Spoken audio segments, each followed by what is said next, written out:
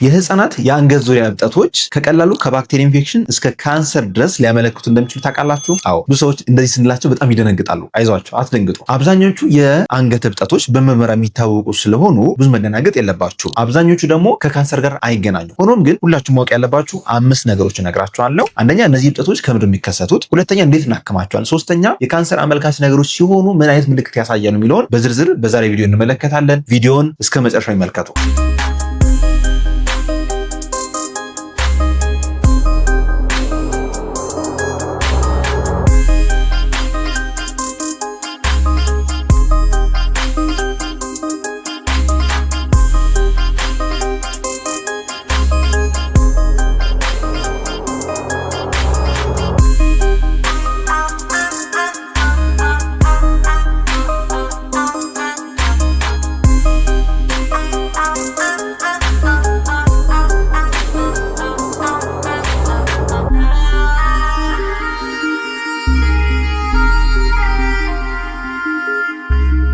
ጤና ይስጥልን። ዶክተር ፋሲል ነኝ፣ የህፃናት ስፔሻሊስት ሐኪም ከብሩክ ኪድስ ልዩ የህፃናትና ታዳጊዎች ክሊኒክ። በዛሬ ቪዲዮ እንዳልኳችሁ ስለ አንገት ዙሪያ እብጠቶች እንሰራለን። ብዙ ሰዎች ስራልን ስለ አንገት ዙሪያ እብጠቶች ህፃናት ላይ በተደጋጋሚ ያጋጠመን ነው። ስራልን ምክንያቶች ምንድናቸው እያሉን ስለሆነ በዛሬ ቪዲዮ ይህን ቶፒክ ለየት ባለ ሁኔታ ዲስከስ እናደርጋለን። እስከ መጨረሻው ቪዲዮ ይመልከቱ። ሀሳብ አስተያየት ካላችሁ ወይም ያልገባችሁ ነገር ካለ ከታች ኮሜንት ላይ አስፍሩልን። ምናልባት ለዚህ ዩቲዩብ ቻናል አዲስ የሆናችሁ ሰዎች ይህ ብሩክ ኪድስ የሚባል የዩቲዩብ ቻናላችን ነው። ዘውትር ሰኞ፣ ሮብና ዓርብ አዳዲስ መረጃዎችን ምሳሳ ላይ የምናቀርብበት ትልቅ ዩቲዩብ ቻናላችን ነው። ከ300,000 በላይ ሰብስክራይበር ያለው ነው። እናንተም ቤተሰብ እንድትሆኑ ተጋብዛችኋል። የህፃናት የአንገት ዙሪያ እብጠቶች በጣም የተለመዱ ናቸውና ምክንያቶቹን በፖዚሽን ወይም በሳይታቸው ከፋፍዬ እነግራችኋለሁ። አንደኛው ፊት ለፊት ላይ ያሉ እብጠቶች ናቸው። ፊት ለፊት ላይ ያሉ እብጠቶች አንደኛ የሚያጋጥመን ታይሮግሎሳል ሲስት ይባላል። ይህ የኤምብሪዮሎጂካል ሪሚናንት ወይም ደግሞ ካፈጣጠር የመጣ ሲሆን ብዙ ጊዜ ምንም ችግር አያስከስትም። አልፎ አልፎ ግን ፈሳሽ ሊይዝ ይችላል። ትንንሽ ክፍተቶች ይኖሩትና ፈሳሽ ወደ ውጭ ሊያሳይ ይችላል። ሁለተኛው የአንገት ፊት ለፊት ላይ ያለ እብጠት የሚያሳየው ደግሞ የታይሮይድ ሆርሞን ፕሮብሌም ሊሆን ይችላል። በተለይ ደግሞ ጎይተር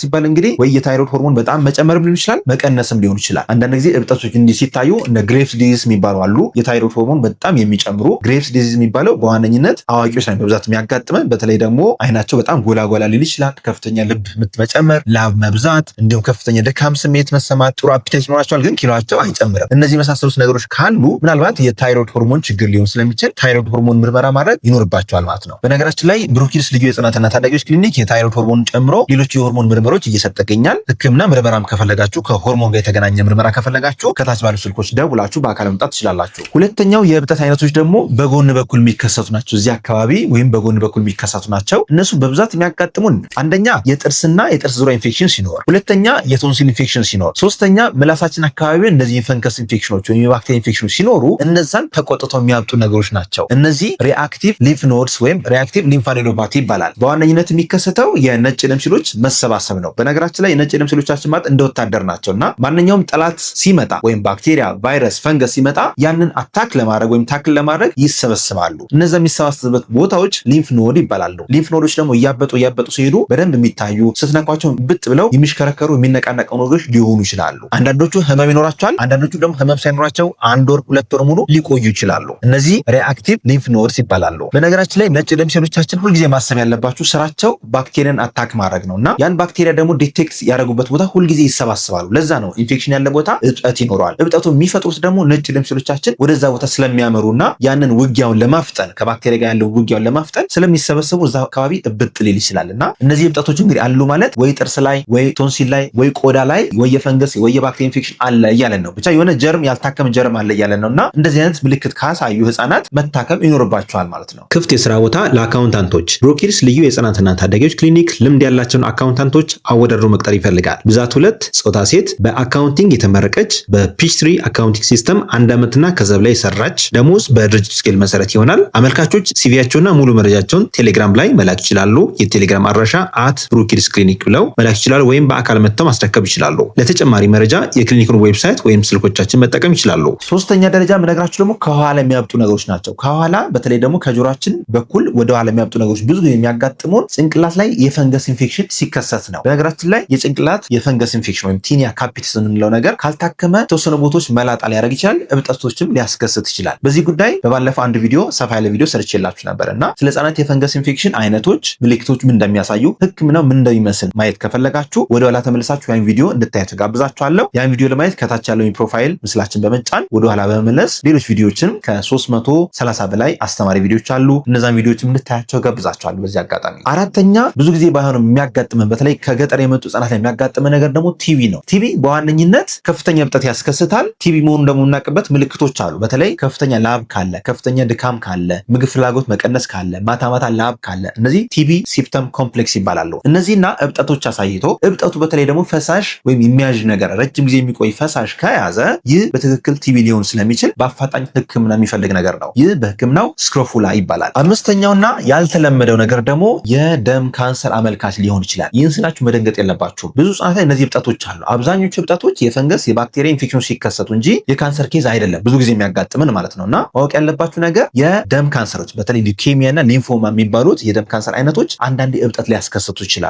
በመቀጠል አሁን ነግራችሁ 5 ሬድ ፍላጎች አሉ ወይም ዴንጀር ሳይን። እነዚህ ምልክቶች ካያችሁ ቶሎ ህክምና ይፈልጋል የሚለው ነገር ሁልጊዜ በውስጣችሁ መያዝ አለባችሁ። ከዛ በፊት ግን አንድ አዲስ ነገር ላስታውሳችሁ። ብሩክ ኪድስ ልዩ የህጻናትና ታዳጊዎች ክሊኒክ 24 ሰዓት ስራ ከጀመረ እነሆ 1 ዓመት አልፎታል። በዚህ ክሊኒክ እጅግ ዘመናዊ ላቦራቶሪ፣ አልትራሳውንድ እንዲሁም የድንገተኛ ህክምና ምርመራ እየሰጠን እንገኛለን። 24 ሰዓት በህጻናት ስፔሻሊስት ሐኪም ህክምናና ምርመራ ከፈለጋችሁ ከታች ባሉ ስልኮች ደውላችሁ መጣት ትችላላችሁ። አድራሻችን ጦር ኃይሎች ወደ አጎስታ በሚሄደው አዲሱ የወይራ መንገድ ላይ ያገኙናል። ስለዚህ ማስተዋል ያለብን 5 ምልክቶች አሉ። እነዚህን አሁን ነግራችኋለሁ። እነዚህ 5 ነገሮች ሬድ ፍላግስ ይባላሉ። እብጠቶች ታይተው እነዚህ ነገሮች ከታዩ ቶሎ በአፋጣኝ ህክምና ይፈልጋሉ ማለት ነው። አንደኛው ሬድ ፍላግ ወይም ዴንጀር ሳይን፣ እነዚህ እብጠቶች የማይንቀሳቀሱ ከሆነ ፊክስድ ከሆኑ እንዲህ ስታንቀሳቀሷቸው እዛው ውጥር ብለው ህመም አምጥተው እዛው የማይንቀሳቀሱ ከሆነ ፊክስድ ቱ ኦቨርላይንግ ኦር አንደርላይንግ ስትራክቸር ይሏል። እንደዚህ ነገር ካያችሁ ቶሎ ምርመራ ማድረግ ተገቢ ነው የሚሆነው። ሁለተኛ በከፍተኛ ፍጥነት የሚያድግ ወይም ቶሎ ቶሎ አብጦ በጣም ከፍተኛ ቦታ በአንድ የሚይዝ ከሆነ ለምሳሌ በ3 ሳምንት በ4 ሳምንት ትልቅ ሆኖ ብዙ ቦታ የሚይዝ ከሆነ ምናልባት ሊምፎማ የሚባለው ኬዝም ሊሆን ይችላል። ሊምፎማ ማለት ከደም ካንሰር አይነቶች አንደኛው ነው። ሶስተኛ ዴንጀር ሳይን የሚባለው ከ3 ሳምንት ወይም ከ4 ሳምንት በላይ የቆየ ከሆነና ህመም የሚያመጣ ከሆነ ቶሎ ምርመራ ህክምና ይፈልጋል። አራተኛ ተጓዳኝ የሆኑ ከፍተኛ ህመሞች ካሉ በተለይ ከፍተኛ የሆነ ድካም ስሜት ካለ፣ ማታ ማታ ላብ ካለ፣ ኪሎ መቀነስ ካለ እነዚህ ቢ ሲምፕተምስ ይባላሉ። የካንሰር አመልካች ነገሮች ናቸውና እነዚህ ነገሮች ከእብጠት ጋር ካስተዋላችሁ ልጃችሁ ላይ ልጃችሁን በማይታመን ሁኔታ ከፍተኛ የሆነ የኪሎ መቀነስ በ1 ወር በ2 ወር ውስጥ የሚያሳይ ከሆነ ከእብጠቶቹ ጋር ከመጣ ቶሎ ምርመራ ይፈልጋል። አምስተኛውና የመጨረሻም ነገራችሁ ደግሞ ለመዋጥ መቸገር ካመጣ እነዚህ እብጠቶች ትንንሽ ሆነው ዙሪያውን ካሉ ብዙ ላይ ያሳስበን ይችላል። ኦፍኮርስ ህክምና ይፈልጋሉ፣ ግን ይሄ ከካንሰር ደረጃ የምናስበው ነገር አይደለም። ትንሽ እብጠቶች ሆነው ለመዋጥ የማያስቸግሩ ከሆነ እብጠታቸውም ቶሎ የማያድግ ከሆነ ረጅም ጊዜ የቆየ ከሆነ እና ህመም የማያስከስት ከሆነ ዴንጀረስ ላይሆን ይችላል። ሆኖም ግን በከፍተኛ ፍጥነት የሚያድግ አብረ ተጓዳኝ ሌሎች ምልክቶች የሚያሳይ ህመም ያለው ፊክስድ የሆነ ከሆነ እሱ ህክምና ምርመራ ይፈልጋል ማለት ነው። ስለዚህ በመጨረሻም ስለ መፍትሄው እናውራ። መፍትሄው እንደየምክንያቱ ይለያያል። ለምሳሌ የፈንገስ ኢንፌክሽን ከሆነ በምስሉ ላይ እንደምትመለከቱት አንደኛ ቆርቆሮ የሚመስል ምልክት ይኖረዋል። ሁለተኛ ልክ እንደዚህ ብላክ ዶትስ የሚባለው ምልክት ያሳያል። በተጨማሪ ደግሞ የህመም ስሜት ሊያስከስት ይችላል። ይህ ከሆነ ትሪትመንቱ የፈንገስ ኢንፌክሽን ትሪትመንት ነው። በአቅራቢያችሁ ባለው የህፃናት ስፔሻሊስት ሐኪም ወይም ደግሞ የቆዳ ስፔሻሊስት ሐኪም ጋር ቀርባችሁ ማሳከም ይኖርባችኋል። ሁለተኛው እንዳልኳችሁ ደግሞ የባክቴሪያ ኢንፌክሽኖች በተለይ ቶንሲል ላይ ባክቴሪያ ኢንፌክሽን እየቆየ ካለ፣ ጥርስ ዙሪያ ካለ ወይም የድድ ህመሞች ካሉ እነሱም እብጠት ሊያስከስቱ ይችላሉ።